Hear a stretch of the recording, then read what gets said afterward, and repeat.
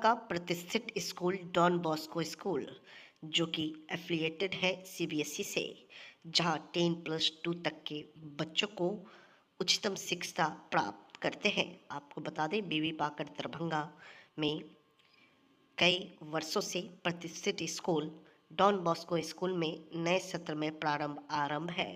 अपने बच्चों के भविष्य को करें उज्जवल, स्मार्ट बनाएं और बेहतर बनाएं। दरभंगा का प्रतिष्ठित स्कूल डॉन बॉस्को स्कूल, जो कि आपके बच्चों के फ्यूचर को बनाता है।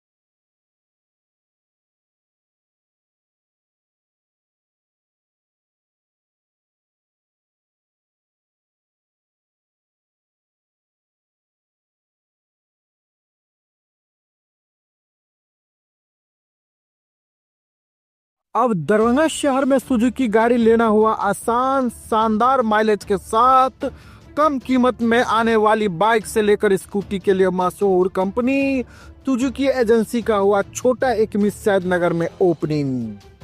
जी हाँ, जापान की मशहूर कंपनी सुजुकी अब दरभंगा के लोगों के लिए किफायती दर पर बेहतरीन गाड़ी उपलब्ध करवा रही है, जहां आप भी अब बेहतरीन माइलेज के साथ नया टेक्नोलॉजी वाला बाइक और स्कूटी ले सकते हैं। खासकर कम तेल में ज्यादा माइलेज देने वाली प्रसिद्ध गाड़ी एजेंसी के ओपनिंग के शुभ अवसर पर अभी कंपनी के द्वारा विशेष ऑफर के तहत आप कम कीमत में पा सकते हैं। पता की बात करो तो Tej Shri Suzuki two wheeler showroom, छोटी एक सैद नगर। सुजुकी का भी अपना स्लोगन है और हम एज ए डीलर भी कमिट करते हैं लोगों से कि Suzuki sales, service and spare सबों में अव्वल है, रहेगा और किसी भी तरह की असुविधा कस्टमर को नहीं होगी। कस्टमर सेटिस्फैक्शन हमारा मोटो है।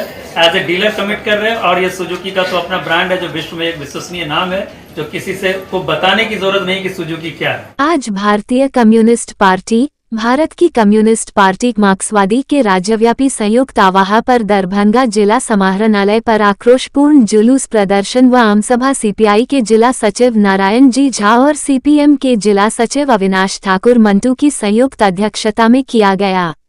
प्रातः 11 बजे दोनों पार्टी के हजारों कार्यकर्ता जिला के विभिन्न गांव, कस्बा, प्रखंड अंचल से आकर पोलो मैदान स्थित धरना स्थल पर जुटे, जहां से बिहार व केंद्र सरकार के खिलाफ गगनचुंबी नारे व अपने मांगों से संबंधित नारे लगाते हुए लोहिया चौक, लहेरियासराय टावा होते हुए जिला समाहरणालय के आयुक्त कार्यालय के सामने इकट्ठा हुए, जहां जुलूस प्रदर्शन आम सभा में तब्दील हो गया, जिसको संबोधित करते हुए सीपीआई के राज्य सचिव व पूर्व विधायक रामनरेश पांडे ने कहा कि बिहार अनेक तरह के संकटों के दलदल में फंसता जा रहा है।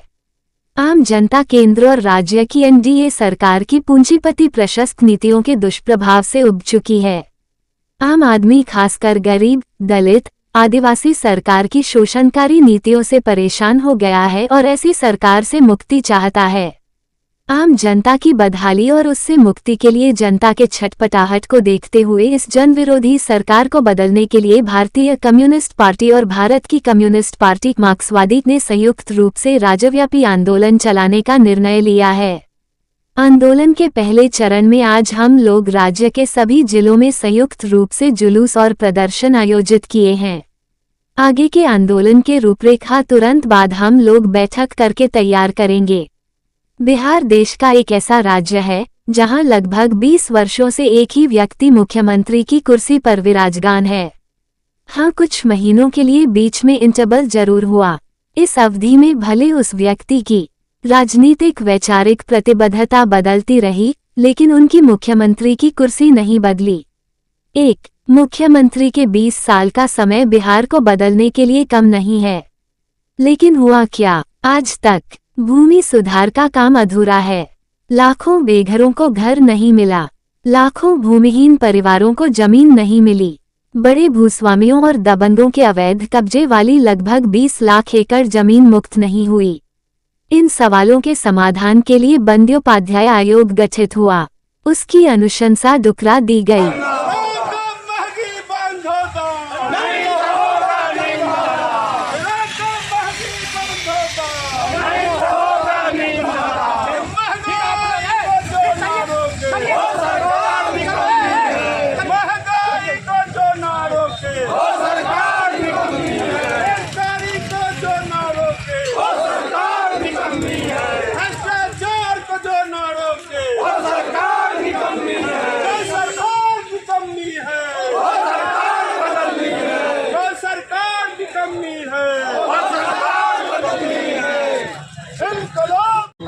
बिहार से पलायन हो रहा है, बड़े पैमाने पर पलायन बिहार से हो रहा है।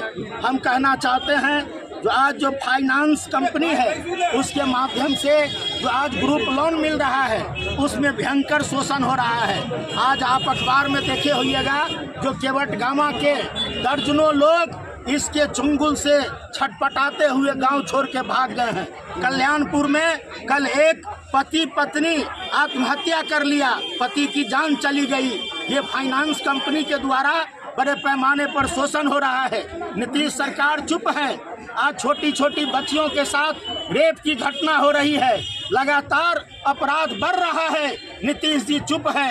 हम कहना चाहते हैं जो देश के जो दो बड़े वामपंथी पार्टी है सीपीआई सीपीएम संयुक्त रूप से डबल इंजन सरकार के खिलाफ आज पूरे राज्य में आक्रोशपूर्ण प्रदर्शन कर रही है। और हम कहना चाहते हैं जो आने वाले दिन में दोनों वामपंथी पार्टी और जो वामपंथी पार्टी हैं धर्मनिरपेक्ष ताकत सभी लोग मिलके डबल इंजन की सरकार को गद्दी से उतारने का काम करेंगे।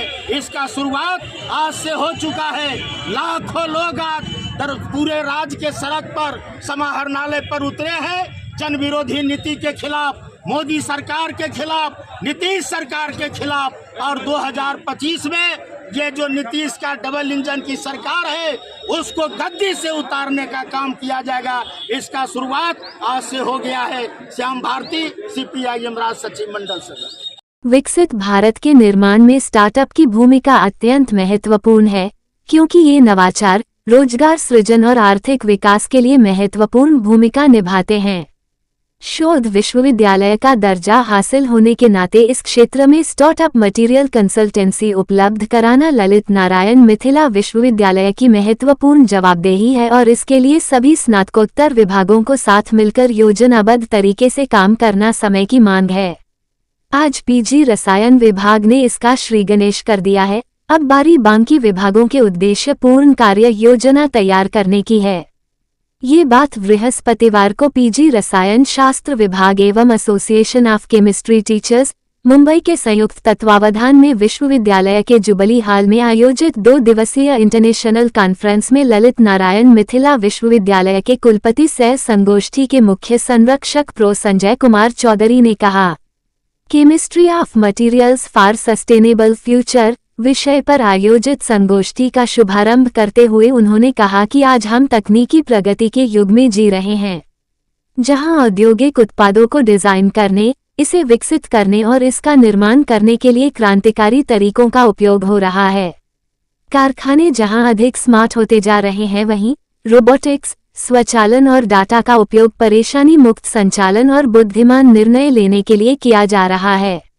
उन्होंने कहा कि विभिन्न नवाचारों के उपयोग के बावजूद अधिकांश उत्पादों में अभी भी जहरीले पदार्थ होते हैं, जिससे मानव जीवन और पर्यावरण को नुकसान पहुंचता है।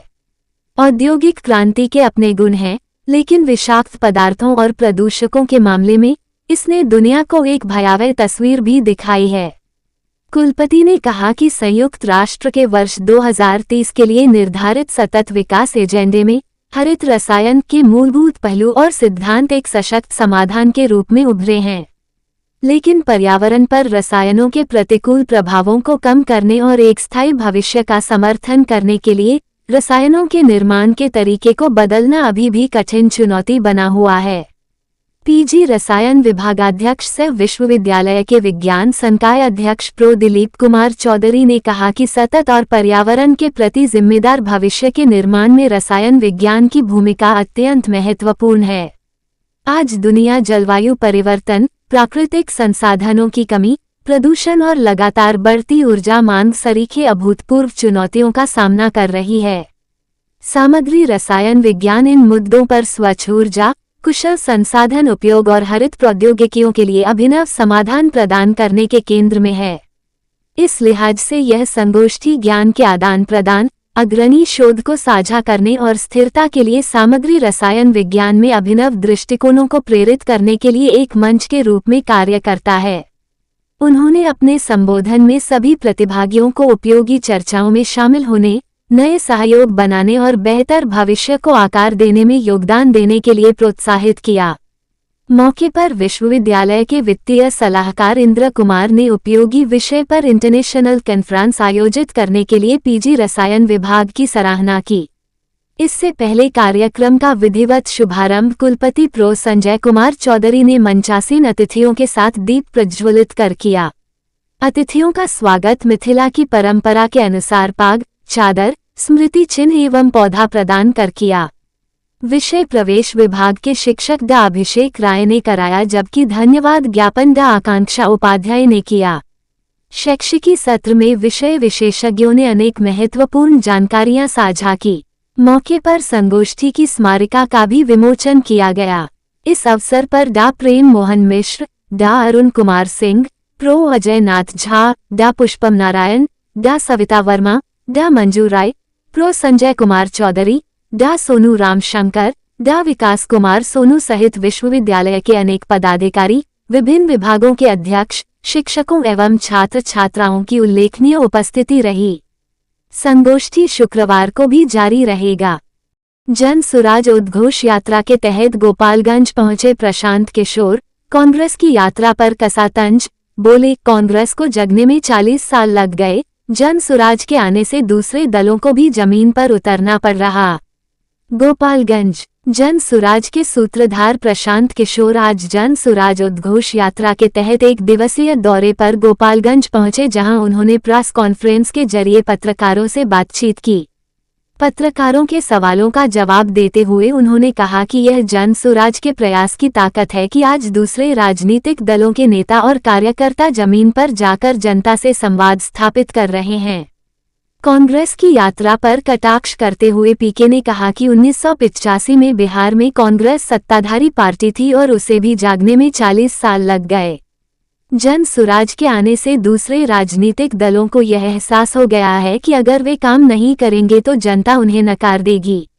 राजद भी मुसलमानों को अपना राजनीतिक बंधुआ मजदूर नहीं समझेगी और न ही बीजेपी और जदयू, जो ये सोचती है कि हिंदू समाज के कुछ लोग लालू जी के डर से उन्हें ही वोट देंगे, वे भी जन सुराज के आने से डरेंगे।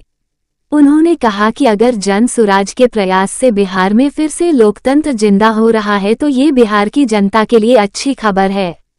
तारांकन पीके ने गृह मंत्री अमित शाह से बिहार के बच्चों को उनका हक दिलाने की मांग की।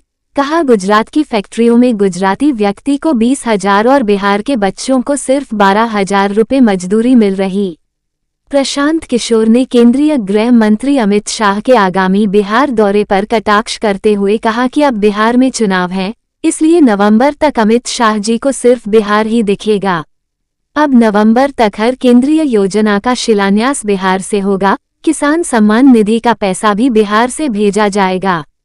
लेकिन अगर गृह मंत्री को वाकई बिहार और बिहार के बच्चों की इतनी चिंता है तो बिहार के जो बच्चे गुजरात की फैक्ट्रियों में मात्र 12,000 रुपये में काम कर रहे हैं, उन्हें गुजरात के मजदूरों के बराबर फैक्ट्रियों में मजदूरी दिलवाएं।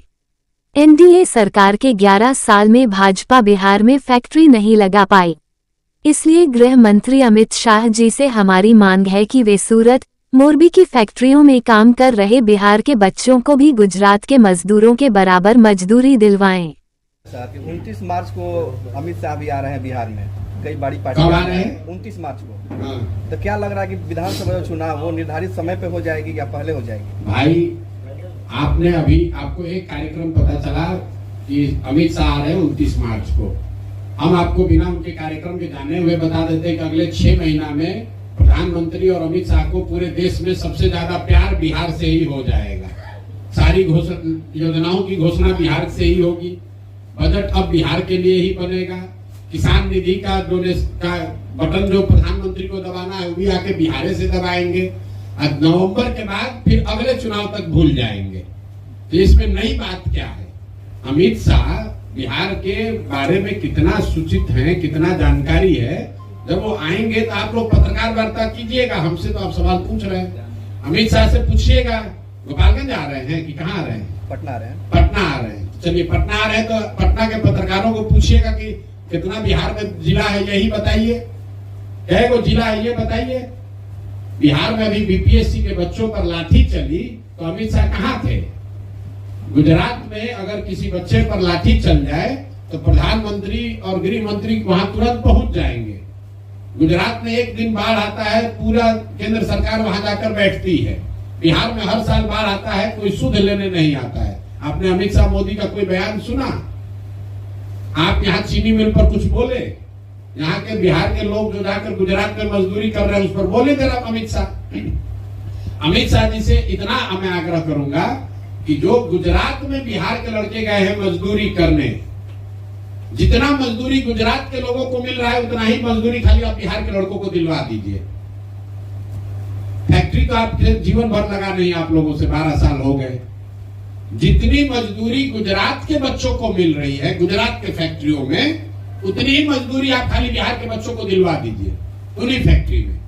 गुजरात के लोगों को मजदूरी मिल रहा है 20,000 और बिहार के गरीब बच्चे जाकर उसी फैक्ट्री में 12,000 रुपए में काम कर रहे हैं। आपको हमारी बात पर भरोसा नहीं है? आप चलिए सूरत में, एक अकेले सूरत में 5 लाख से ज्यादा बिहार का बच्चा मजदूर है। चलिए मौरबी का जितना सिरेमिक फैक्ट्री है, इसी गर्मी में हम लोग यहाँ बैठे, बाहर धूप लग रही है, इसी चिलचिलाती गर्मी में मौरबी के जितने सिरेमिक फैक्ट्री हैं उसमें सब बिहार के बच्चे मजदूरी कर रहे हैं। अमित शाह उनके लिए कुछ कर दे भाई। बिहार में नहीं करा पा रहे, गुजरात में करा दो। वोट लेने की बात होगी तो सबको बिहार याद आएगा। भाकपा माले दरभंगा जिला कमेटी की बैठक हनुमाननगर प्रखंड के दिलाही गांव में आयोजित की गई। बैठक में पार्टी मिथिलांचल प्रभारी धीरेन्द्र झा भी शामिल हुए। बैठक की अध्यक्षता जिला सचिव बैद्यनाथ यादव ने किया। बैठक में पटना में आयोजित महाजुतान की समीक्षा की गई। बैठक को संबोधित करते हुए भाकपा माले पोलित ब्यूरो सदस्य सह मिथिलांचल प्रभारी धीरेन्द्र झा ने कहा कि भाजपा जदयू के राज में मिथिलांचल में सभी तालाबों को भूमाफिया द्वारा भरकर बेच दिया गया और तालाब बेचने वाले को सत्ता संरक्षित नेताओं का संरक्षण प्राप्त है, जिसके चलते आज तालाबों का शहर जाना जाने वाला मिथिलांचल में आज दर्जनों तालाब लापता हो गए हैं। मून पोखर सहित दर्जनों तालाबों पर खतरे के बादल मंडरा रहे हैं। श्री झा ने कहा कि आज बिहार सरकार बिल्ली के हाथ में दूध की रखवाली देने का काम कर रही है। दरभंगा में तालाबों को बेचने वाले को संरक्षण देने वाले को मंत्री बना दिया गया है, जिससे कि और बचे खुचे तालाब पर संकट मंडरा रहा है। श्री झा ने कहा कि दरभंगा में तालाब को बचाने को लेकर अभियान चलाया जाएगा और भाजपा जदयू नेताओं का पोल खोला जाएगा। वहीं जिला सचिव बैद्यनाथ यादव ने कहा कि जिला में महाजुटान की समीक्षा की गई है और आने वाले विधानसभा चुनाव की तैयारी को लेकर ठोस बातचीत की गई और आने वाले समय में विधानसभा केंद्रित अभियान को चलाने पर विचार विमर्श किया जा रहा है। वहीं खेग्रामस जिला कार्यकारी सचिव पप्पू पासवान कहा कि मुख्यमंत्री घोषणानुसार सभी गरीबों को 2 लाख रुपया मिलना था, लेकिन सरकार साजिश के तहत पोर्टल को कम समय खोलने से गरीब आज उस योजना से वंचित रह गए हैं। वहीं आवास के नाम पर धड़ल्ले से जॉब कार्ड बनाने के नाम पर लूट हो रही है।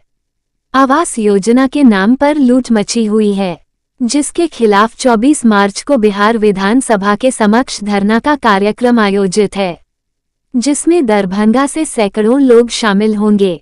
मनरेगा मुद्दे को भी उठाया जाएगा। वहीं इंसाफ मंच के प्रदेश उपाध्यक्ष नियाज अहमद ने कहा कि दरभंगा जिला प्रशासन उन्माद उत्पात मचाने वाले पर कार्रवाई करने के बजाय उसे संरक्षण दे रही है, जिसके खिलाफ अभियान तेज किया जाएगा। रामौल की घटना चिंताजनक है। बैठक में राज्य कमेटी सदस्य शनचरी देवी, नंदलाल ठाकुर, पप्पू पासवान, अशोक पासवान, विनोद सिंह, मोहम्मद जमालुद्दीन, पप्पू खान, हरि पासवान, शिवन यादव, प्रो कल्याण भारती, भोला पासवान, उमेश शाह, अमित पासवान, राम विलास मंडल, देवेंद्र कुमार, केशरी यादव सहित कई लोग शामिल थे। होलिका दहन अगजा के दिन दिनांक 13 मार्च 2025 रात्रि 12 बजे के आसपास घनश्यामपुर गांव में कुछ उपद्रवियों ने एक 2 वर्षीय बच्ची गाय की बेटी व बाछी के साथ अप्राकृतिक यौनाचार कर दुष्कर्म किया, जिसकी सूचना बाछी के मालिक रामशंकर राय और उनकी पत्नी सह बाछी की सेविका गंभीरा देवी ने थाना को 14 मार्च 2025 को सूचित किया, पर थाना ने उनका कोई आवेदन स्वीकार नहीं किया और वो न्याय दिलाने और चिकित्सा करवाने दिनांक 18 तक थाना और पशु चिकित्सालय दौड़ते रहे, पर थाना ने उनकी किसी भी आवेदन को स्वीकार नहीं किया, न ही उचित चिकित्सा करवाया गया। दिनांक 18 मार्च 2025 को इस घटना की सूचना मुझे फोन से दी गई, जिस पर मैंने जिला पशुपालन पदाधिकारी, जिला अधिकारी पर दरभंगा को सूचित किया और वहां चिकित्सक स्थानीय चिकित्सक को भेजवाया। वहीं थाना अध्यक्ष अजीत झा जी घनश्यामपुर को फोन किया तो उन्होंने मुझे मुर्गा चोरी होने की बात बोल झूठी कहानी सुनाने लगे। मैं वहां के स्थानीय चलंत पशु चिकित्सक टीवीओ संजीव कुमार को भी सूचित किया, वो भी दुष्कर्म को स्वीकार किया, पर न तो थाना न ही पशुपालन विभाग आज दिनांक 20 मार्च 2025 तक 8 दिन बीत जाने के बाद भी कोई संज्ञान नहीं ले रहा है। आज दिनांक 20 मार्च 2025 को बच्ची को देखने मैं घटना स्थल घनश्यामपुर गांव पहुंचा, जहां उसे पीड़ित बाछी की दयनीय अवस्था देखकर बहुत ही दुखी हुआ। शरीर में खून अभी भी पूरी तरह से नहीं मिटा है। वहीं उसके मालिक श्री राम शंकर राय जी और मालकिन श्रीमती गंभीर देवी से बात किया, साथ ही गांव के भी सुदर्शन राय जी, संजीव कुमार राय जी और अन्य महिला पुरुषों और लड़कों बच्चों ग्रामीणों से बातचीत किया। उन सबों ने उसे बछिया के साथ दुष्कर्म किए जाने के बात की पुष्टि कर निंदा किया, जिसकी सूचना में अनुमंडल पुलिस पदाधिकारी बिरौल के कार्यालय को आज जाकर दिया। उनकी अनुपस्थिति में उनके रीडर रजनीश सिंह को लिखित आवेदन दिया, जिसकी प्राप्ति प्रति भी उन्होंने दी और उचित कार्रवाई करवाने का आश्वासन दिया। मैं जिलाधिकारी, पशुपालन पदाधिकारी और वरीय पुलिस अधीक्षक से निवेदन करता हूं कि इस घृणित कार्य करने वाले दुष्कर्मियों पर कानूनी कार्रवाई कर असहाय बाछी को उचित न्याय दिलाने की कृपा करवाएंगे। थाना अगर प्राथमिक दर्ज कर उचित कानूनी कार्रवाई नहीं करती है तो हम लोग अब न्यायालय में जाकर परिवाद दायर करेंगे। कृपया अपने समाचार के माध्यम से अपने पाठकों तक इस घृणित दुष्कर्मियों को सजा दिलाने में सहयोग किया जाए, जिससे समाज में न्याय की स्थापना हो सके, जिसके लिए मैं, बाछी और सभी जीव जंतु सदा आभारी रहूंगा। जानकारी देना चाह रहे हैं कि जो पीड़ित परिवार है, रमाशंकर राय, उनकी पत्नी गंभीरा देवी और उस गांव के अन्य लोग, जिसमें सुदर्शन राय, संजीव कुमार राय जी और अन्य लोगों ने भी इस घटना की पुष्टि की, साथ ही साथ घोर निंदा किया है। इस घटना में जिस लड़के का नाम आ रहा है उसका नाम है कुंदन राय, उसके पिता हैं गौरी शंकर राय, और उस घटना के समय जो लड़का उपस्थित था जिसने इस चीज़ की पुष्टि वीडियो में ग्रामीणों के सामने किया है, उसका नाम है दीपक कुमार मिश्रा और उसके पिताजी का नाम है सुशील कुमार मिश्रा। तो मैं ये निवेदन करता हूँ समाज से भी कि इस तरह की जो कृत्य समाज में हो रहे हैं ये आने वाले समय में और भी खराब हो सकता है। एक बाछी, 2 वर्ष की बाछी के साथ इतनी गंदी घटना हुई है तो पूरी रात वो खून से लथपथ रही, उसके साथ अप्राकृतिक यौनाचार कर दिया इन लोगों ने। अतः इन पर सख्त से सख्त कानूनी कार्रवाई की जाए और स्वच्छ दरभंगा, सुंदर मिथिला की स्थापना करने में हमें और पूरे समाज को समर्थन करें, सहयोग करें। धन्यवाद। की घटना घटली है बाछी संगे? घटना है 14 तारीख के जे से रात में 13 के रात में जे से सब अंगना में रहथिन, बेटा बाहल रहे, एकरा संगे जे से रेफ कयल गेलै। घोर अन्याय वाला बात है। की नाम है यहाँ के? हमार नाम है सुदर्शन राय। के केलकै किछ अछि जानकारी? ये 5 लड़का जे से सुनै छी 5 लड़का मिलके करे जाय गेलै। 5टा लड़का मिलके? हाँ। ओकर सबके नाम बुझल है? नाम तो सबको ओकरा सबको की सब नाम छलै? ना एकेगो के नाम से नाम छै कुंदन का आ ओकरा बेटा पुलवा बेटा के पुलवा बेटा कहलकै जे हमरा रातिमे उठा कऽ अनलक मोटरसाइकिल से आ फेर पुलवा बेटा लगल पुलवा बेटा कहलक बिलतिया जे हम 10 गोटा लगमे कहियो पुलवा के बेटा पुलवा जे हम हमरा लहा दुआरि पर में तो नाम की छै ओकर नाम हम नाम नहीं ओकरा हमरा बुझाइल बौआ फुलवा पुलवा पुल्लूर ओकरा बाप के नाम छियै फुल्लूर पुल्लूर ठीक छै सर